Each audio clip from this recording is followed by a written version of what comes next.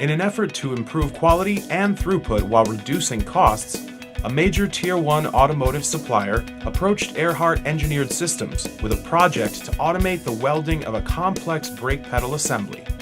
The assembly featured 7 metal stampings that required positioning and 16 spot welds to complete.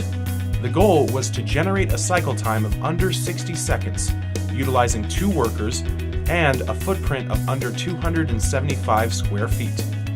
After analyzing the entire process, Ehrhardt engineers developed plans for a robotic welding system incorporating a robot, integrated servo spot welding gun, and semi-automated part transfer with poke yoke features to ensure part correctness.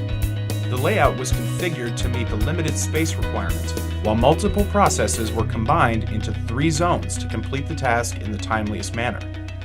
For the most challenging element of the assembly, our engineering team developed an innovative solution to clamp and weld 3 separate pieces in one phase. The operator places the 3 pieces in their designed positions and then actuates the start button. The first 2 pieces are clamped down and positioned for welding.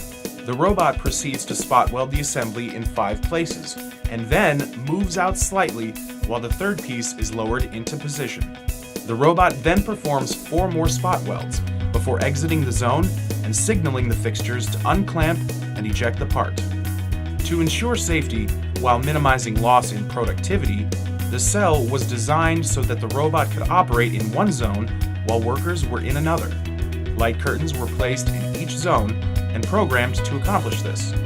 Once completed, tested, and validated at the Ehrhardt facility in the St. Louis metro area, the system was shipped to its final destination in Mexico for installation. The Ehrhardt team supported this installation and then trained the local team in both operations and maintenance.